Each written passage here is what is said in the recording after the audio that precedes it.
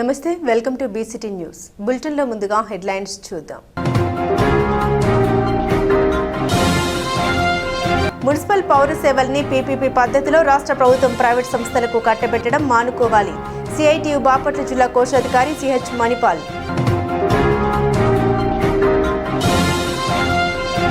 ఆంధ్రప్రదేశ్లో డిఎస్సీ నియామకాల ప్రక్రియపై జగన్మోహన్ రెడ్డి చేస్తున్న ఆరోపణ పూర్తిగా నిరాధారమైనవి. టీఎన్ఎస్ఎఫ్ బాపట్ల పార్లమెంట్ అధ్యక్షులు ముబా శరత్ చంద్ర. జిల్లా ఎస్పీ బి ఉమామహేశ్వర్ ఆదేశాల మేరకు ప్యాడిసన్పేట ఎన్టీఆర్ కాలనీలో కార్డన్ సెర్చ్ నిర్వహించిన పట్టణ సర్కిల్ ఇన్స్పెక్టర్ రాంబాబు.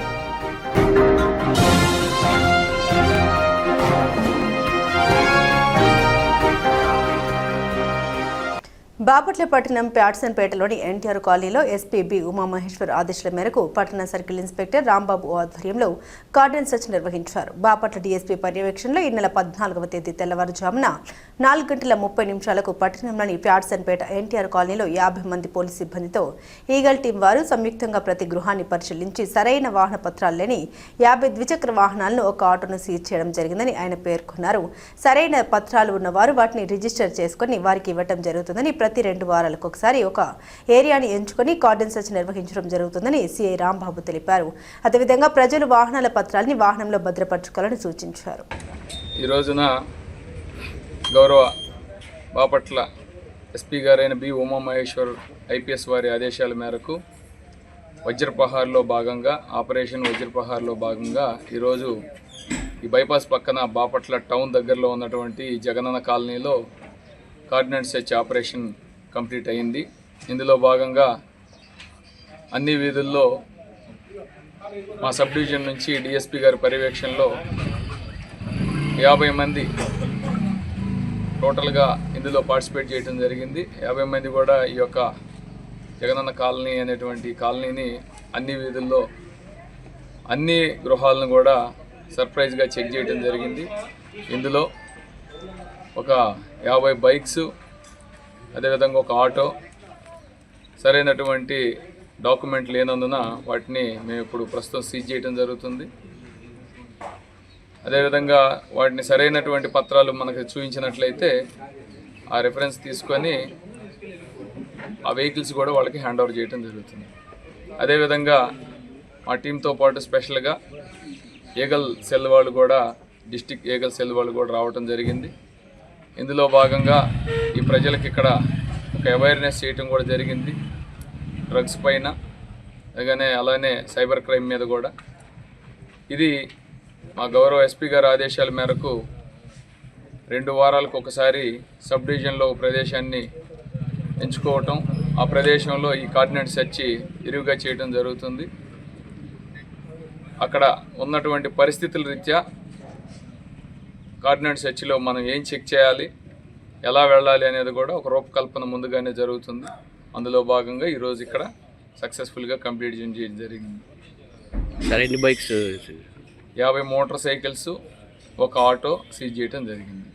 ప్రకృతి వ్యవసాయంతో బలవర్ధకమైన రసాయన రహిత పంటలు పండించవచ్చని ఐసీఆర్పీ నాయుడు రాణి అన్నారు. మా రైతు గారితో దశపర్ణి చేయించాను. ఆవిడ గారు ఎలా చేసింది ఏంది మొత్తం చెప్తారు. పేరు వెంకట సుబ్బమ్మ. మా చేను వేరుశనగకి దశపర్ణి చేయించారు రాణి గారు. దీంట్లో 2 కేజీలు నేరేడాకు, 2 కేజీలు జామాకు, 2 కేజీలు తులసి, 2 కేజీలు వేప, 2 కేజీలు మునగ, ఇంకా సీతాఫలం 2 కేజీలు, ఇంకా బొప్పాయి, గన్నేరు, మందార, మల్లి, ఇట్లా 11 రకాల ఆకులు వేసామండి. బొప్పాయి. ఈ దినుసులు వచ్చేసి 1/2 కేజీ అల్లం పేస్టు, 1/2 కేజీ వెల్లుల్లి పేస్టు, 1/2 కిలో పొగాకు, 1/4 కిలో పసుపు, కేజీ పచ్చిమిర్చి పేస్ట్ వేసాము. ఇంకా నిన్న వచ్చేసి ఆవమూత్రం 20 లీటర్లు, ఇంగువ 1/4 కేజీ వేసామండి. ఇవి 40 రోజులకి మురగనివ్వాలంట. ఆవపేడ కూడా కలిపేసాము. 40 రోజులు మురిగితే ఇంకా మనకి ఎరువు రెడీ అయిపోతుందని చెప్పారు. అది 6 నెలల వరకు చేసి పొలానికి పనికి వస్తుందంట ఎరువుగా.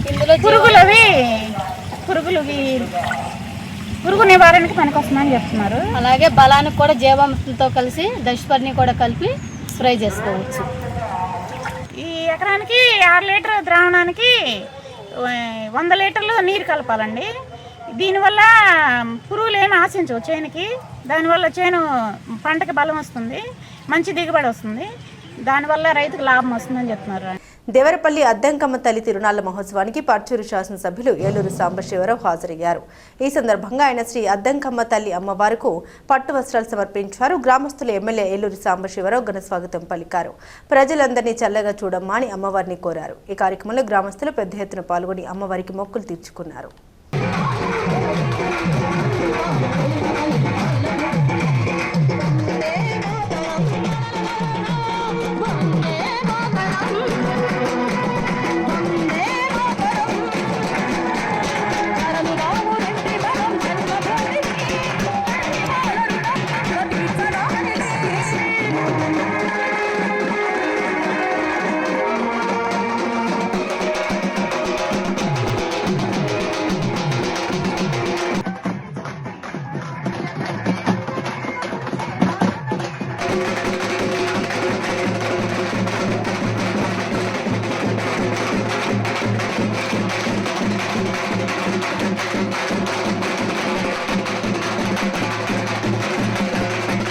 ఆంధ్రప్రదేశ్లో డీఎస్సీ నియామకాల ప్రక్రియపై వైఎస్ఆర్సీపీ అధ్యక్షుడు వైఎస్ జగన్మోహన్ రెడ్డి చేస్తున్న ఆరోపణలు పూర్తిగా నిరాధారమైనవని టీఎన్ఎస్ఎఫ్ బాపట్ల పార్లమెంట్ అధ్యక్షుడు మోవా శరత్ చంద్ర విమర్శించారు.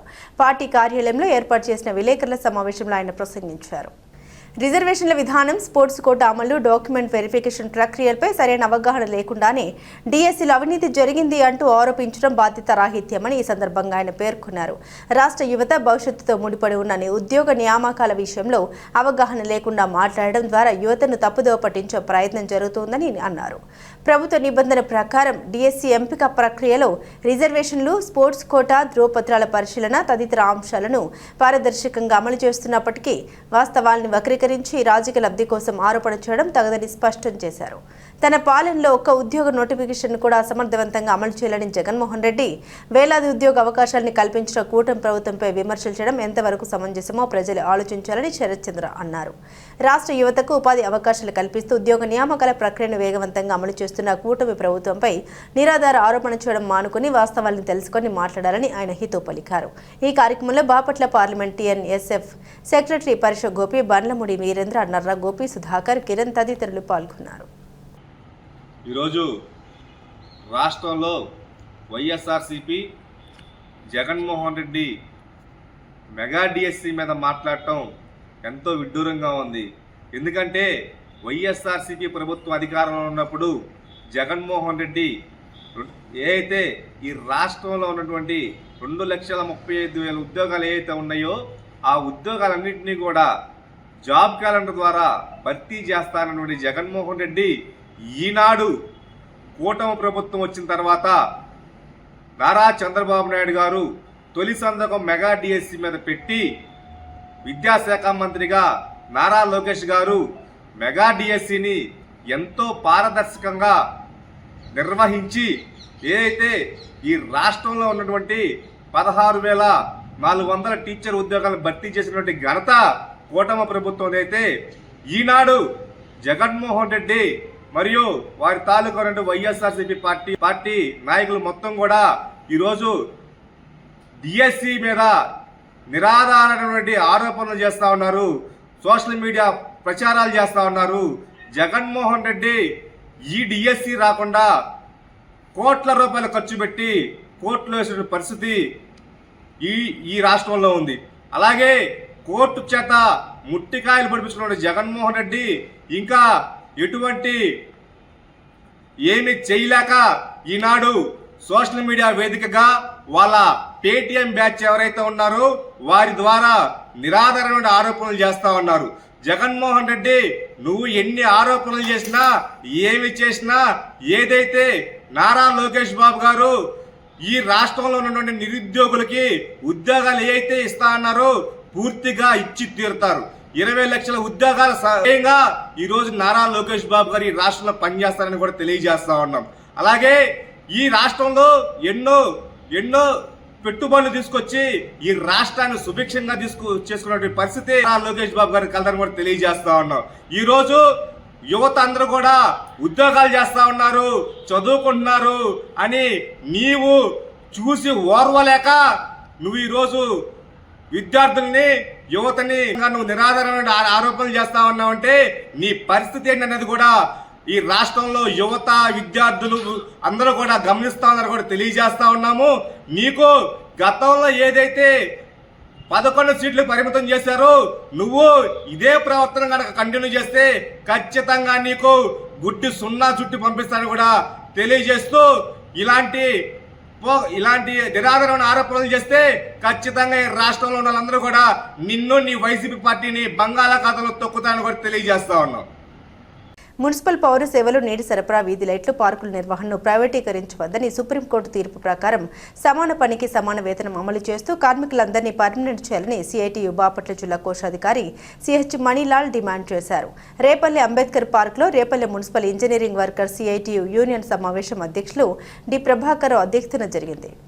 మున్సిపల్ శాఖ పౌర సేవలు, నీటి సరఫరా, వీధి లైట్లు, పార్కుల నిర్వహణ తదితర 14 కీలక విభాగాలను పీపీపీ పద్ధతిలో ప్రైవేట్ సంస్థలకు కట్టబెట్టడం కోసం రాష్ట్ర ప్రభుత్వం 975, 673 జీవోలను జారీ చేసిందని, ఈ ప్రైవేటీకరణ నిర్ణయం కార్మికులకు ప్రమాదమని వెంటనే విరమించుకోవాలని ఈ సందర్భంగా ఆయన డిమాండ్ చేశారు.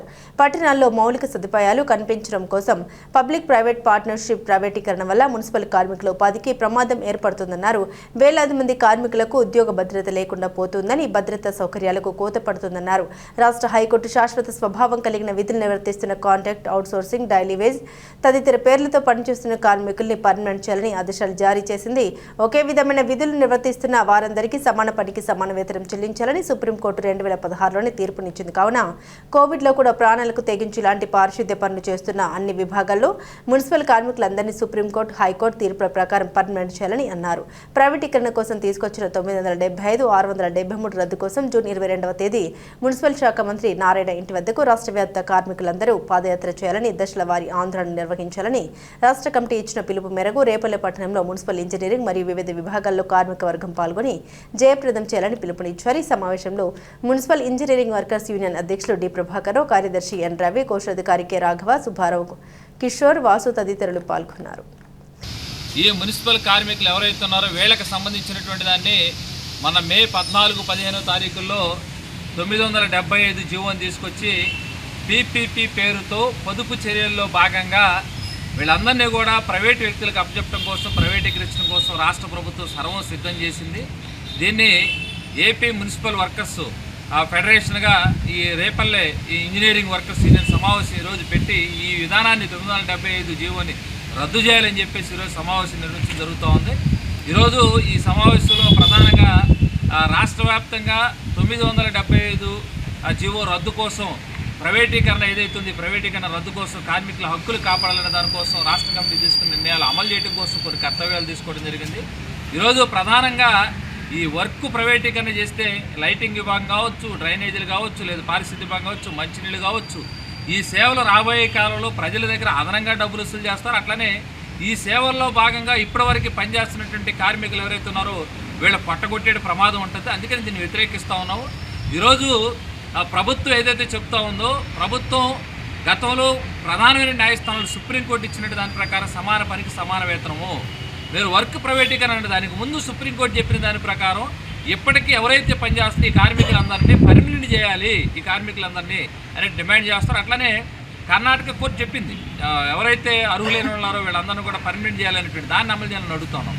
అట్లనే ఈరోజు మనం చూస్తూ ఉన్నాం మున్సిపాలిటీకి సంబంధించిన దాంట్లో ప్రధానమైనటువంటి పనులు చేస్తున్న దాంట్లో లైటింగ్ కానీ, మంచినీళ్ళు అందించిన దాంట్లో కానీ కీలకమైన పనులు ఇంజనీరింగ్ సెక్షన్ వాళ్ళు, ఇంజనీరింగ్ సెక్షన్కి సంబంధించినటువంటి వాళ్ళు కానీ, పారిశుద్ధ్య కార్మికులు వీళ్ళకి సంబంధించి అనేక మంది మీరు కోవిడ్లో బాగా పనిచేశారు, లేదు మీ సేవలు ఇంకెవరో చేరని చెప్పేసి పొగడ్తలు చెప్తారు. పొగడ్తలు కాదు, పొగడ్తలు కాకుండా ఇప్పుడు ఈ ప్రభుత్వంలో వీళ్ళు ఆదుకోవడం కోసం ఆ రకం చర్యలు. దీనికోసం మొత్తం రేపు 22వ తారీఖు నాడు, జూన్ 22వ తారీఖు నాడు మున్సిపల్ శాఖ మంత్రి నారాయణ గారి ఇంటి దగ్గరికి రాష్ట్ర వ్యాప్తంగా పాదయాత్ర చేయాలనే కార్యక్రమం తీసుకోవడం జరిగింది. ఆ కార్యక్రమానికి ముందు పట్టణంలో ఉన్నటువంటి ప్రజాప్రతినిధులు ఎవరైతే ఉన్నారో నియోజకవర్గానికి శాసనసభ్యులు, మంత్రులకు వినతిపత్రాలు ఇవ్వటము, అట్లనే ప్రజలు వీళ్ళందరికీ సంతకాలు సేకరించడము, ఈ సేవలు ప్రైవేటీకరణ అయితే ప్రమాదం అనే పద్ధతుల్లో చైతన్యవంతం చేయడం కోసం ప్రయత్నం చేయాలని దశల వారి మననే రాష్ట్ర కేంద్రం విజయవాడలో 4వ తారీఖు నాడు రాష్ట్రం మొత్తం మున్సిపల్ కార్మికులకు చోట చేరి ఈ విధానం వస్తే నష్టము, మా కడుపు కొట్టొద్దు, మమ్మల్ని పర్మనెంట్ చేయండి, మా కుటుంబాలను ఆదుకోండి అని చెప్పేసి పెద్ద ఎత్తున ఆందోళన నిర్వహించారు. ఈ రూపంలో భవిష్యత్తులో కూడా చేయడం కోసం సిద్ధమవుతాను.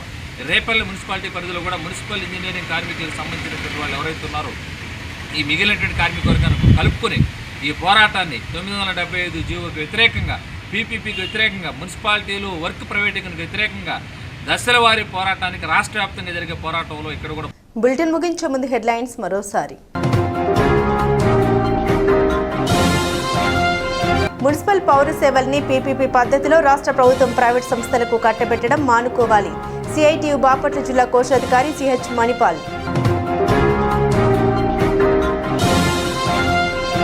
ఆంధ్రప్రదేశ్లో డిఎస్సి నియామకాల ప్రక్రియపై జగన్మోహన్ రెడ్డి చేస్తున్న ఆరోపణ పూర్తిగా నిరాధారమైనవి. టీఎన్ఎస్ఎఫ్ బాపట్ల పార్లమెంట్ అధ్యక్షులు ముబా శరత్ చంద్ర. జిల్లా ఎస్పీ బి ఉమామహేశ్వర్ ఆదేశాల మేరకు ప్యాడిసన్పేట ఎన్టీఆర్ కాలనీలో కార్డన్ సెర్చ్ నిర్వహించిన పట్టణ సర్కిల్ ఇన్స్పెక్టర్ రాంబాబు.